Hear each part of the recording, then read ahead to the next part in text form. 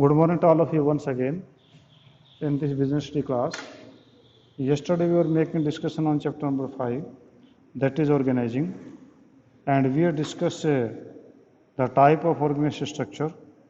That was of two types, that is functional structure and divisional structure. We have discussed yesterday functional structure. तो functional structure वो होता है जो function के base पे है, कि जैसे कि आपका परचेज डिपार्टमेंट, सेल डिपार्टमेंट, तो परचेज का अलग बना दिया, सेल का अलग बना दिया, क्योंकि अकॉर्डिंग टू देयर फंक्शन वो था। तो ये आपका फंक्शनल स्ट्रक्चर था। हमने इसके एडवांटेजेस भी देखे थे फंक्शनल स्ट्रक्चर के, और अब हम जो है इसके आगे बात करते हैं वो डिसएडवांटेजेस। ठीक है, तो डिसएडवांटेजेस ऑफ फंक्शनल स्ट्रक्चर। तो डिसएडवांटेज कौन कौन से हैं वो देखिए।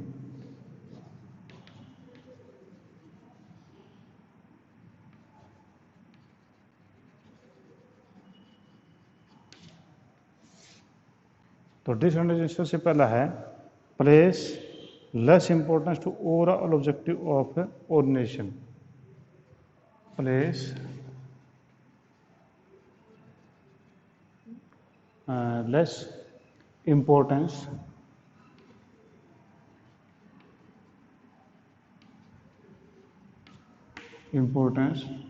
of overall objective of business। अब आप अच्छी तरीके जानते हैं कि बिजनेस का जो ओवरऑल ऑब्जेक्टिव एक ही होता है, ठीक है, पर आपका जो फंक्शनल जो स्ट्रक्चर है उसमें आपका जो है इम्फेस ऑब्जेक्ट पूरे बिजनेस के ऑब्जेक्टिव की बजाय वो अपने अपने फंक्शन के ऊपर ज़्यादा एम्फेसिस करते हैं, अपने फंक्शन के ऊपर ज़्यादा ध्यान देते हैं। जैसे प्रोडक्शन डिपार्टमेंट है तो प्रोडक्शन के ऊपर ज़्यादा ध्यान देगा, वो जो है रेट्स के ऊपर ध्यान नहीं देगा कि किस कॉस्ट पे बन रहा है ये। ठीक है, सेल्स डिपार्टमेंट जो केवल सेल पे ध्यान देगा कि प्रॉफिट हो या लॉस हो उसका सेल बढ़ना चाहिए। ठीक है, तो इस प्रकार से हम कह सकते हैं कि वो जो है ऑर्गेनाइजेशनल जो ऑब्जेक्टिव है उसको प्रायोरिटी देने में फेल हो जाते हैं। ठीक है, और इस प्रकार से वो अपने डिपार्टमेंट और इंटरेस्ट को जो ज़्यादा आगे बढ़ाने की कोशिश करते हैं। ठीक है, क्योंकि आपके हर डिपार्टमेंट का अपना अपना ऑब्जेक्टिव सेट है कि प्रोडक्शन डिपार्टमेंट का कितना प्रोडक्शन करेंगे, सेल डिपार्टमेंट का कितना सेल का उनका ऑब्जेक्टिव है, तो वो अपने अपने जो है डिपार्टमेंट वाइज ऑब्जेक्टिव अचीव करने लग जाते हैं। जो overall objective of the business है that is ignored by them. तो सबसे पहली कमी तो ये है। दूसरा, प्रॉब्लम ऑफ कोऑर्डिनेशन।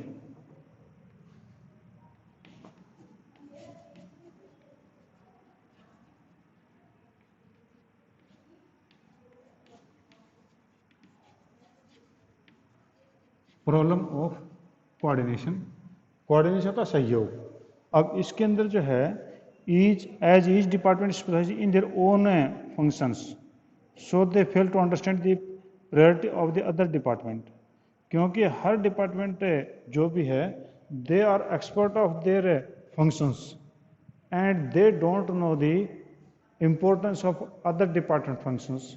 दूसरे डिपार्टमेंट के जो फंक्शन उनकी इंपॉर्टेंस को नहीं जानते हैं, वो केवल अपने डिपार्टमेंट की इंपॉर्टेंस को जानते हैं। तो क्या होगा कि they will not understand the importance and they will not the sense of the coordination. उनके अंदर कोऑर्डिनेशन की सेंस हो ही नहीं पाएगी, क्योंकि उन्हें अपने काम से मतलब है, दूसरों कामों से मतलब नहीं होगा, पर वो ये नहीं समझ पाते कि दूसरे डिपार्टमेंट के साथ में मैं सहयोग करना कितना जरूरी है। Next is inflexibility.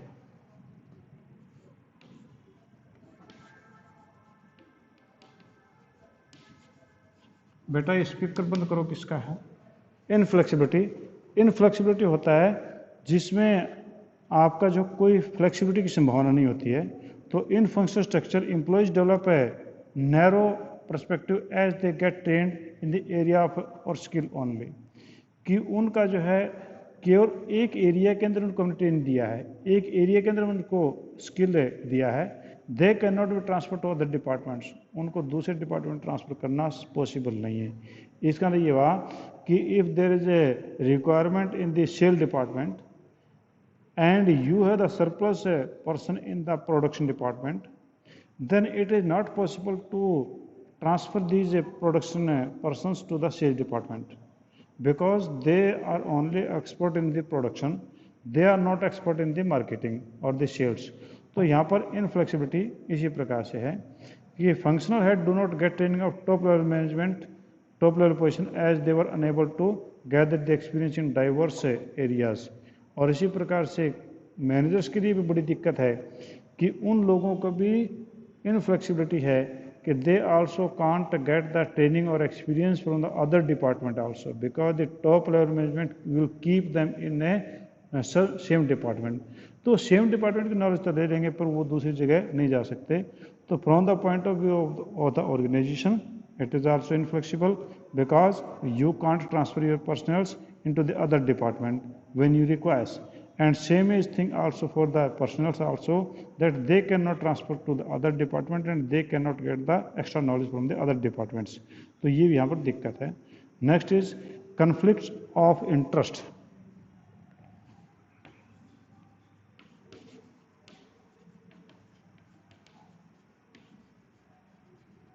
Conflict of interest, interest का कन्फ्लिक्ट होता है विरोधाभास होना या एक प्रकार से हम कहें कि झगड़े की स्थिति का होना, हम उसको बोलते हैं।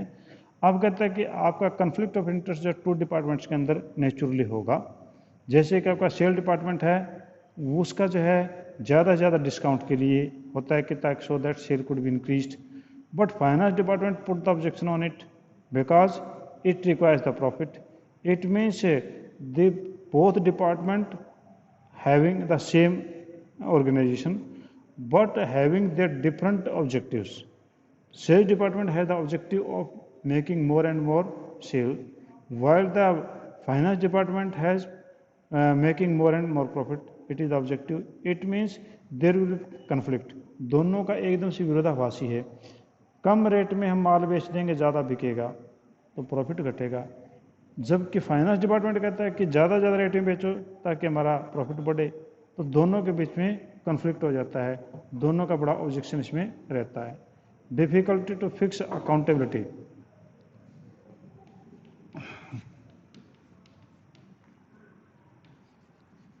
Difficulty to fix accountability.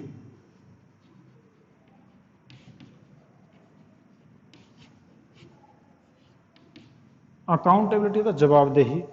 अब यहाँ पर जो जवाबदेही जो है वो भी आपकी फिक्स नहीं कर सकते, अकाउंटेबिलिटी फिक्स नहीं कर सकते। If the organisation get fail then we can't make accountable any person because each and every department will blame on others.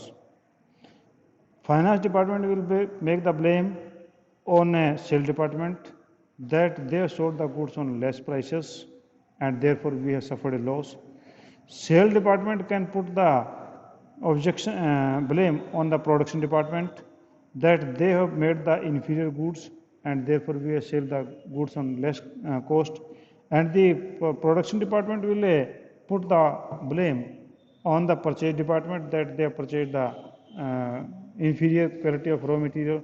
इसका ये हो कि किसी न किसी के ऊपर हम जिसमें एग्जाम्पल है कि हम किसी के ऊपर जो में एक ब्लेम नहीं कर सकते, अकाउंटेबिलिटी नहीं कर सकते। ठीक है, तो आपका जो फंक्शनल में ये आपकी कमियां थी। तो दोबारा से फिर बता दूं, पहला place less importance of overall objective of business. Business के ओवरऑल ऑब्जेक्टिव के ऊपर जो है कम ध्यान दिया जाता है, वो अपने पर्सनल ऑब्जेक्टिव को जो है पूरा करने में ज़्यादा ध्यान देते हैं। प्रोडक्शन डिपार्टमेंट अपने प्रोडक्शन के ऊपर ज़्यादा ध्यान देता है और आपका जो है सेल डिपार्टमेंट सेल पर ज़्यादा ध्यान देता है और आपका जो फाइनेंस डिपार्टमेंट फाइनेंस पर ज़्यादा ध्यान देता है। वो ओवरऑल ऑब्जेक्टिव जो बिजनेस का उसके ऊपर ध्यान नहीं देते हैं। Problem of coordination, there will certainly the problem of coordination also because every person is expert in their own business, means they have no tension about the other departments, they are not feeling the importance of other department. तो naturally उन लोगों में coordination की संभावनाएं कम रहती हैं। Next is inflexibility, means the functional department having inflexibility from the point of the business. If the business has 6 department and if business requires the more person in a particular department then he cannot transfer the persons from the other department because they are not expert of such workings। और आपका इसी प्रकार से कर्मचारियों के लिए भी कि they can not be expert of other things, means they can not get the proper development because the person who is in the particular department he can get the knowledge of particular department only, but he can't be transfer to any other department and he can not gain the knowledge from other department. तो यहाँ पर अनफ्लेक्सिबिलिटी है. conflict of interest, naturally there will be conflict of interest. Every department has their own objective beyond the objective of the organization, means production department has the objective of production only and the sales department has the objective of sales only. Naturally there will be conflict between the departments, means the sales department will try will take the objective for more discount and for more sale, and it is just contradictory for the finance department. Finance department चाहता है कि profit ज़्यादा हो, cell department चाहता है कि cell ज़्यादा हो. तो सेल डिपार्टमेंट कहता है कि हम डिस्काउंट ज़्यादा दे दें और वो कहता है कि इससे प्रॉफिट कम होंगे. तो नेचुरली उनमें कंट्राडिक्शन आएगा. ठीक है. और difference difficulty in fix the accountability. तो आपका जो ऑर्गेनाइजेशनल फेलियर है, it can not be fix the accountability. कौन से डिपार्टमेंट कौन से फेल हुआ. Every department has a way to blame others because they are not directly responsible for it. तो इसका लिए आपके 5 जो है डिफरेंस थे, जो 5 ऐसे इसकी डिसएडवांटेजेस थी इसके अंदर, यानी आपका फंक्शनल स्ट्रक्चर में. ठीक है जी. अब ये सूटेबल कहाँ पर है, जो फंक्शनल डिपार्टमेंट है सूटेबल कहाँ पर है. तो सूटेबिलिटी है number 1 division of work as per function. जहाँ पर डिवीजन ऑफ वर्क जो है फंक्शन के बेस पे किया जा सकता हो तो वहाँ पर सूटेबल है. स्पेशलाइजेशन इन एवरी फंक्शन, और हर फंक्शन में स्पेशलाइजेशन की जरूरत हो. जैसे प्रोडक्शन डिपार्टमेंट में प्रोडक्शन की स्पेशलाइजेशन की जरूरत है, सेल्स डिपार्टमेंट में सेल की स्पेशलाइजेशन की जरूरत है. तो वहाँ पर जहाँ स्पेशलाइजेशन की जरूरत है वहाँ पर भी ऐसा ही होगा. Grouping of similar nature of job, similar nature of job का ग्रुपिंग है जो जहाँ पर किया जा सकता हो. और ऑन यूनि प्रोडक्ट और सिंगल और one type of the product manufacturing company, यानी एक जैसी शक्ल के या एक जैसे प्रोडक्ट या एक ही प्रोडक्ट बनाती है उन कंपनीज के अंदर ये आपका जो फंक्शनल स्ट्रक्चर आपका कामयाब है. ठीक है जी. तो ये आपका था कि फंक्शनल स्ट्रक्चर क्या है. तो फंक्शनल स्ट्रक्चर का मैंने बताया था कि which is created on the basis of the function of a particular activity. तो पर्टिकुलर एक्टिविटी के हिसाब से हम एक जो ग्रुपिंग करते हैं, ग्रुपिंग के हिसाब से आपका ये फंक्शन आपका क्रिएट होता है, वहाँ से हम उस प्रकार स्ट्रक्चर बनाते हैं. तो हमने इसके एडवांटेज बताए थे और ये मैंने डिसएडवांटेज बताए. अब नेक्स्ट आपके पास में डिविजनल स्ट्रक्चर. हाँ जी, किसी को कोई पॉइंट इसके बारे में पूछना हो, any point you want to ask. वैसे तो ईजी है, काफ़ी कोई दिक्कत नहीं है, क्योंकि थोड़ा सा अगर पीछे के चैप्टर्स अगर आपने ढंग से देखे हैं तो अब इन चैप्टर्स में ज़्यादा दिक्कत नहीं आएगी, यानी कंट्रोलिंग तक कोई दिक्कत नहीं आने वाली ज़्यादा. ठीक है. हाँ, कुछ चीज़ें टेक्निकल हैं वो आपको जरूर समझनी पड़ेंगी, पर जिन्होंने पीछे के चैप्टर ढंग से कर रखे हैं उनको ज़्यादा दिक्कत नहीं आएगी. हाँ जी. नेक्स्ट है डिविजनल स्ट्रक्चर.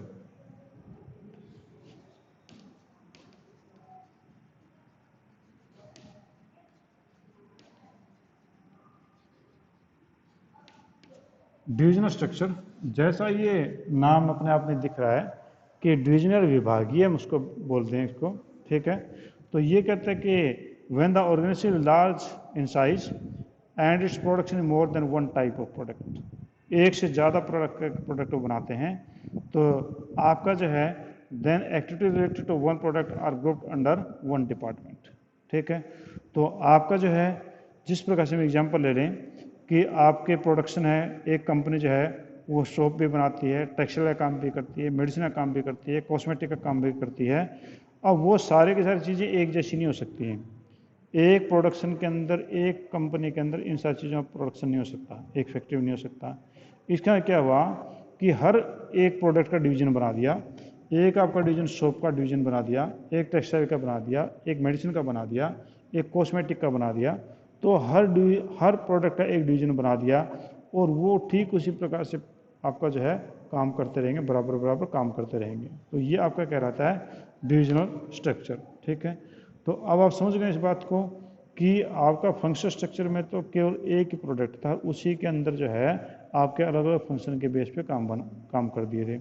अब डिवीजन स्ट्रक्चर में तो आपके कई सारे प्रोडक्ट हैं, उनके अलग अलग डिवीजन बना दी, उनका एक अलग डिविजनल हेड क्रिएट कर दिया कि he will look after all the activities of his और her division and he solely responsible for all type of the profit loss or any type of the responsibility he himself or herself is responsible for it। तो यानी आपका जो है, अगर मान लो मैं कहूँ कि आदित्य बिरला है, आदित्य बिरला ग्रुप के जो हैं वो आज के टाइम में 50 से ऊपर प्रकार के प्रोडक्ट बनते हैं। तो आप देखेंगे कि आपने जो आदित्य बिरला ग्रुप में है उसमें हर जगह लिखा आता है सीमेंट डिवीजन। अगर सीमेंट का काम है तो सीमेंट डिवीजन, अल्ट्राटेक सीमेंट इन्हीं की है तो सीमेंट डिवीजन। इसी प्रकार से टेक्सटाइल में हिंडाल्को कंपनी जो कपड़ा बनाती है उसमें उन्होंने लिखा टेक्सटाइल डिवीजन, ठीक है। इसी प्रकार से आपका जो सेलुलर फ़ोन है, मोबाइल फ़ोन है, इसमें देखोगे तो वहाँ पर भी आपका जो है वो सेलुलर डिवीजन या मोबाइल डिवीजन लिखा मिलेगा। अब तो चलो मर्ज होगा, ये अलग बात है। तो इसका मतलब ये हुआ कि आपके यहाँ पर जो है हर प्रोडक्ट के बेस पे एक अलग अलग डिवीजन बना दी जाती है और वही आपका जो कहलाता है डिविजनल स्ट्रक्चर, ठीक है। तो फायदे क्या होंगे? तो फायदा आपका जो एडवांटेजेस है,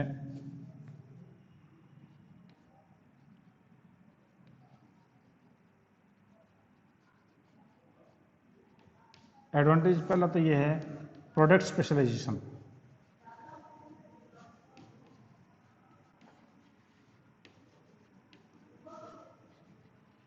प्रोडक्ट स्पेशलाइजेशन कि आपका प्रोडक्ट का स्पेशलाइजेशन इसके अंदर हो जाता है कि इसमें सभी एक्टिविटीज हैं एक प्रोडक्ट से रिलेटेड वो ग्रुप की जाती है एक डिपार्टमेंट में, और इस प्रकार से उनके अंदर जो है इंटीग्रेशन और कोऑर्डिनेशन से आपका प्रोडक्ट स्पेशलाइजेशन हो जाता है कि आपका जब मान लो कि कॉस्मेटिक डिवीजन है, कॉस्मेटिक डिवीजन को एक ही डिवीजन रखा जाता है, उसकी सारी एक्टिविटीज जो हैं वो एक ही जो है आदमी के नीचे होती हैं, और इस प्रकार से उनका एक प्रोडक्ट स्पेशलाइजेशन, उनकी नॉलेज जो है प्रोडक्ट के बारे में काफ़ी ज़्यादा अच्छी हो जाती है। Fast decision making, second is fast decision making.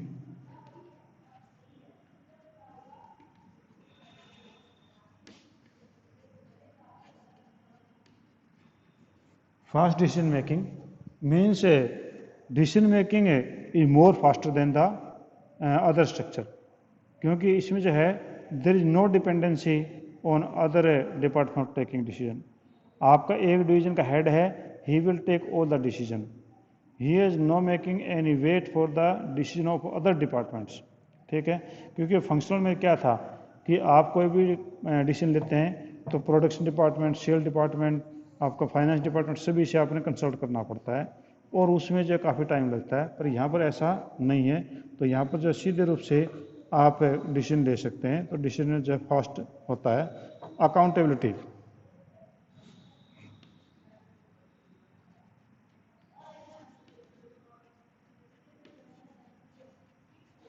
Accountability इसमें जो अकाउंटेबिलिटी का मतलब ये हुआ कि इसमें जो भी डिपार्टमेंट हैं वो इजीली जो हैं, जो भी डिवीजन है वो इजीली उनको जो अकाउंटेबल किया जा सकता है, because the head is the single person, he is accountable for the profit और loss of the department of the division. उस डिवीजन के प्रॉफिट और लॉस के लिए है। अब पूरा का पूरा आदित्य ग्रुप जो है वो वन बिजनेस है, अब उसमें 53 प्रकार के डिवीजन्स हैं, तो ओवरऑल प्रॉफिट जो 53 डिवीजन्स का देखा जाएगा, तो उसमें कौन सा डिवीजन लॉस में है तो उनको जो है पॉइंट आउट किया जा सकता है, तो यानी यहाँ पर अकाउंटेबल होगा। और next is flexibility.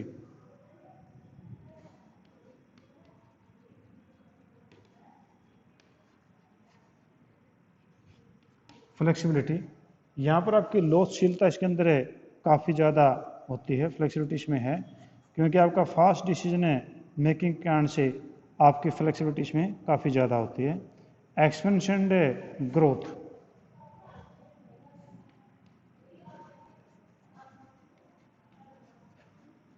expansion and growth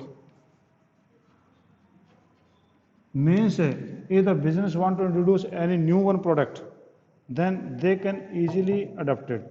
अगर आपके 5 प्रोडक्ट्स का पहले डिवीजन चल रहा है, एक छठे का शुरू करना है तो कोई दिक्कत नहीं है, आप छठा डिपार्टमेंट बिना छठे डिवीजन बिना किसी दिक्कत के उसमें ऐड कर सकते हैं, तो एक्सपेंशन और ग्रोथ भी आपका हो सकता है। तो आपका ये डिवीजन स्ट्रक्चर था। Division structure means any structure which is created on the basis of the product, It means a business having many type of the product, and out of this product every product have one division, and the divisional head is responsible for all these activities. ठीक है, इसके advantage कौन कौन से होंगे? पहले तो product specialisation, means there will be product specialisation. The person who are appointed here, they works in the same division and they get the specialization of the product. It means there will be specialization of the product. Next, fast decision making. Only single person is there who can take the decision. It means the chief executive officer, CEO of that division will responsible for it. It means fast decision is there. Accountability. So naturally one person होगा, he will accountable for all the profit and the efficiency of the organization. Flexibility. There is a flexibility because decision making is fast and any flexibility can be take place there easily. Expansion and growth. May there could be expansion and the growth of the business also. क्योंकि आपको नया product डालना चाहते हैं, एक reason और create कर दीजिए, कोई दिक्कत नहीं है, तो यहाँ पर एक्सपेंशन और ग्रोथ ईजी हो जाता है. ठीक है जी.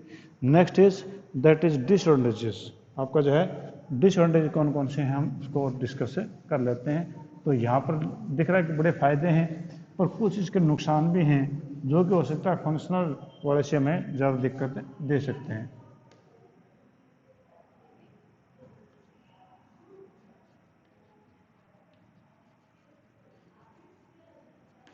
डिसएडवांटेजेस कौन कौन से डिसएडवांटेजेस होंगे? पहला आपका है मोर रिसोर्सेज रिक्वायर्ड.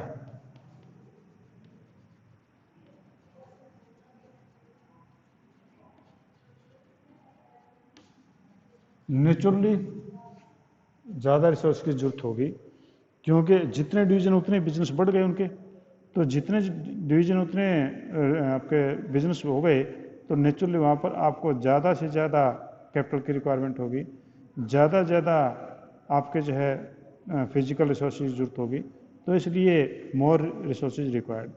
सेकंड है प्रोडक्ट फोकस डिपार्टमेंट.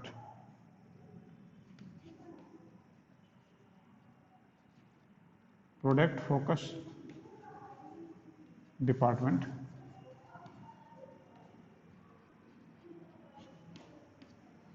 मीन्स आपके जो यहाँ पर डिपार्टमेंट बनाए गए हैं that is mainly on the product base. इसमें it means they fails to keep the themselves as a part of one common organization. तो ये कह रहा है कि each department focuses on their product only and they fails to keep themselves as the part of the one of the common organization. कि उनका जो है फोकस केवल अपने एक ही डिपार्टमेंट पे, एक ही डिवीजन पे है, पूरे के पूरे बिजनेस फेल होगा चलेगा उसके ऊपर उनका कोई ध्यान नहीं होता है. ठीक है जी. Next is conflict.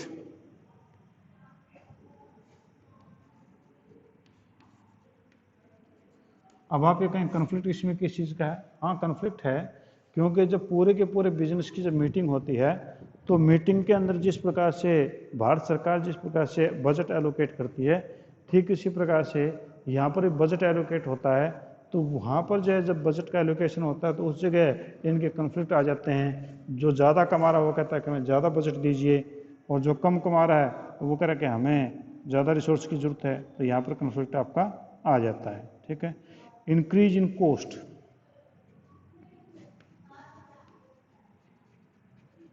Increase in cost, तो नेचुरली आपकी कॉस्ट इंक्रीज होगी पूरे बिजनेस की, क्योंकि आपके 6 प्रकार के मान लो कि वो डिपार्टमेंट हैं, तो 6 ही प्रकार के प्रोडक्शन मैनेजर, 6 प्रकार के सेल्स मैनेजर, 6 प्रकार के दूसरे मैनेजर्स, यानी आपका डुप्लीकेशन हो गया हर काम का.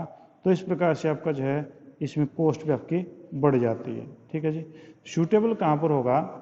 ये सूटेबल वहाँ पर होगा जहाँ के मल्टी प्रोडक्ट हैं, कई प्रोडक्ट हैं, तो वहाँ पर आपका सूटेबल होगा. दूसरा organisation which require the product specialisation, जिसको प्रोडक्ट का स्पेशलाइजेशन की जरूरत है, स्पेशली प्रोडक्ट बनाना है, उसी के लिए वो डिवीजन तैयार किया जाता है, वहाँ पर ही कामयाब है. Organisation which requires each division to be self content as the divisional structure. Each department has a production, sales and finance department. और ये यहाँ पर भी कामयाब है कि जहाँ पर सेल्फ कंटेंट डिपार्टमेंट अपने आप हो जाए, कि एक डिवीजन के अंदर आपका प्रोडक्शन डिपार्टमेंट, सेल डिपार्टमेंट यानी फंक्शनल डिपार्टमेंट भी अंदर आ जाए उसी में. और growing companies which plans to add more line of products in future, और वो कंपनियां जो ग्रोइंग हैं, जो और प्रोडक्शन भी स्टार्ट करना चाहती है और दूसरे प्रोडक्ट की भी, तो वहाँ पर भी आपका कामयाब है। ठीक है जी। तो ये आपके पास मैंने आपको करवाया आज है, दैट इज डिविजनल स्ट्रक्चर। ठीक है, इसके मीनिंग, इसके एडवांटेजेस, इसकी डिसएडवांटेजेस और इसकी सूटेबिलिटीज। ठीक है, any point you want to ask, कोई पॉइंट आप पूछना चाह रहे हैं तो पूछ सकते हैं मेरे से। ठीक है, आज हम इतना ही करेंगे, बाकी हम अगला पॉइंट जो है कल शुरू करेंगे। ठीक है जी। तो मेरे पास भूमिश की फ़ोटो ज़रूर भेज देना। ठीक है, थैंक यू।